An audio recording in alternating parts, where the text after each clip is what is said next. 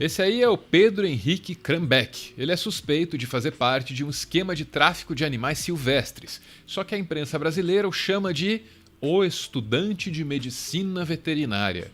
Um estudante de medicina veterinária que guardava em casa quase 20 serpentes, muitas das quais nem deveriam estar no Brasil. No dia 7 de julho, Pedro foi picado por essa naja e imediatamente avisou os pais. Ele foi para um hospital, onde chegou ainda consciente. Aí o quadro se agravou, ele entrou em coma e foi necessária uma mobilização internacional para salvá-lo. No Brasil, só havia uma única dose do soro antiofídico que Pedro precisava. Essa dose estava no Instituto Butantan, sediado em São Paulo. Aí ela foi enviada para o Pedro em Brasília. Só que não foi o suficiente. A família dele então importou 10 doses dos Estados Unidos, conforme apurou o Correio Brasilense. Pedro também passou por uma sessão de hemodiálise e o quadro de saúde dele foi melhorando. No dia 13 de julho, menos de uma semana depois de ser picado, ele já voltava para casa. Os compromissos no hospital podem estar perto do fim, só que Pedro ainda vai ter os compromissos com a polícia.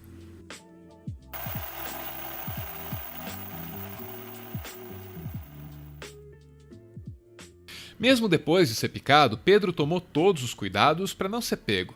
Sabia-se que havia em Brasília um rapaz picado por uma naja, mas não havia nenhum registro formal ou qualquer informação sobre a existência de uma naja na cidade. Uma espécie que não existe ou não deveria existir, pelo menos não nessas condições no Brasil. Pedro teria repassado a cobra a um amigo.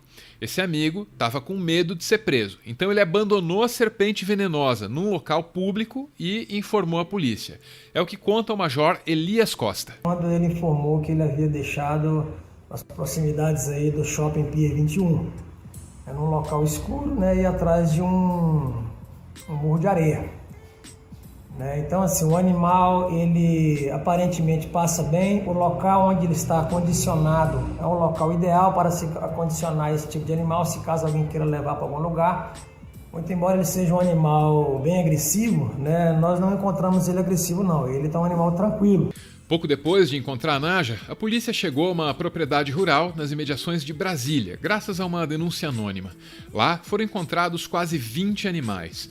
Mais uma vez, a apreensão foi de responsabilidade do Major Elias, que dessa vez se dizia preocupado com o tamanho do esquema que ele estava descobrindo. Isso nos preocupa um pouco, porque nós estamos vendo aí que de alguma forma está havendo algum tipo de contrabando desses animais. Mais tarde, uma outra apreensão, dessa vez de uma jiboia arco-íris, num apartamento que seria do pai de um amigo de Pedro.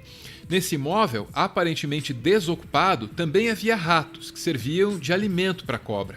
O delegado William de Andrade, que ficou responsável pelo caso, deu sinais de que estava se convencendo de que não estava lidando com colecionadores de animais, não. A origem dessas cobras suspeita-se serem do mercado ilegal, mercado de tráfico de animais.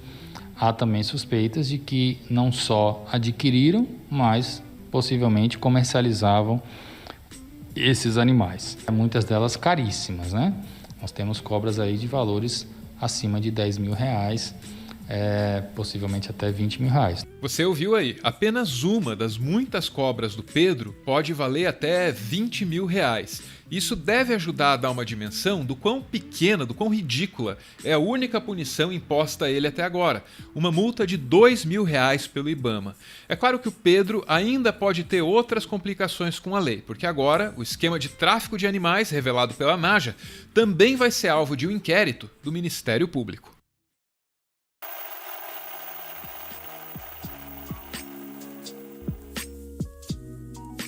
Depois da prisão de Pedro, a polícia lançou em Brasília a Operação Squamata. Essa operação teve como alvo uma outra propriedade rural, onde foram apreendidas mais 7 serpentes e 3 tubarões.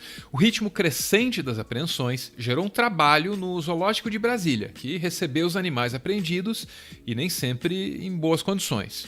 Por enquanto, os animais vão permanecer nessas caixas até o processo de quarentena, de exame, de análise clínica, de estado de saúde desse animal, para não correr o risco de trazer nenhum contaminante para as espécies que a gente tem no plantel. Provavelmente não viviam nas condições ideais para um réptil.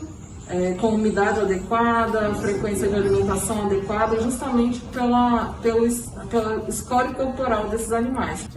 O que a gente pode observar é que algumas estão magras, com lesões nas escamas. Então o que a gente fez foi colher sangue, fazer uma avaliação física mais detalhada e posteriormente a gente vai ver o resultado desses exames. Aquela naja, a primeira cobra que foi apreendida, a que picou o Pedro, também foi enviada para o zoológico de Brasília. Depois de passar por todos os processos que você acabou de ouvir aí, os profissionais do zoológico mencionarem, ela ganhou um belíssimo ensaio fotográfico.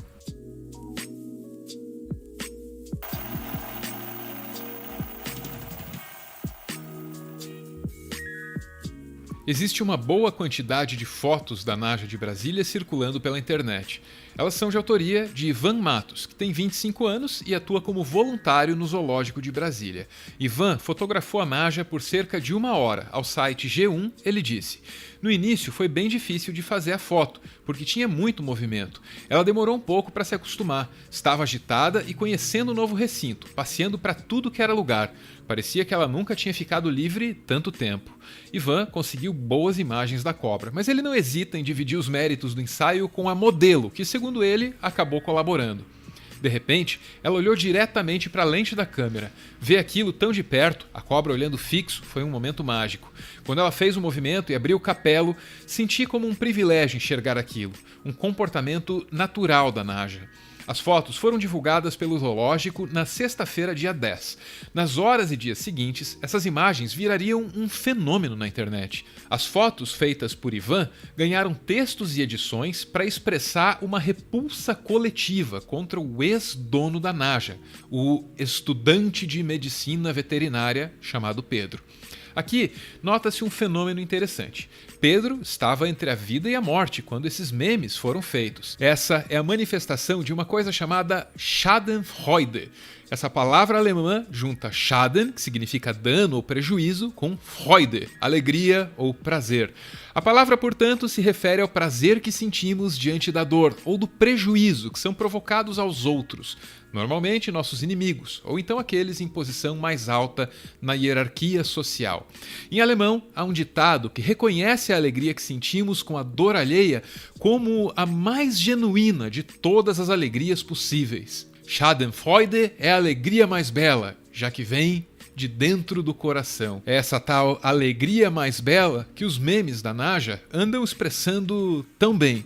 Mas é claro que essa cobra aí não é o único animal que tem evocado esse sentimento nesses dias. E ontem foi inventar de dar um pouquinho de comida para uma ema que estava ali no gramado e ela não reagiu muito bem não, bicou a mão dele. Bom, a gente espera que a ema não tenha pegado Covid do presidente. Agora, você sabe o nome do sentimento que notícias como essa aí acabam evocando na gente. A questão agora é, será que junto com essa alegria tão genuína deve vir alguma culpa?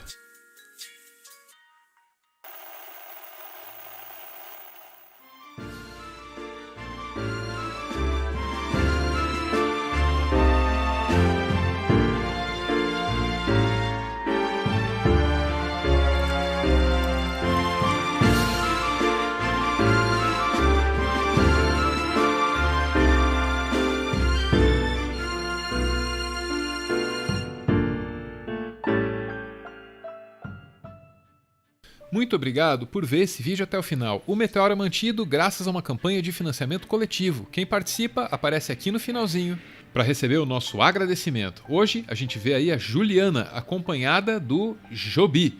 Diz a Juliana para ele: "Você deu sentido à palavra companheirismo, companheiro, companes, com mais pão. Não significa simplesmente repartir o pão, e sim comer do mesmo. O pão da saúde e da doença, o pão da alegria e da tristeza, o pão da luta, às vezes doce, outras amargo. Compar é ter o outro como a ti mesmo, juntos na caminhada do amor por um mundo sem nenhum tipo de escravidão e para todos os tipos de pessoa. Te amo, Jobi, meu amor, meu companheiro." Beijo, gente. Valeu!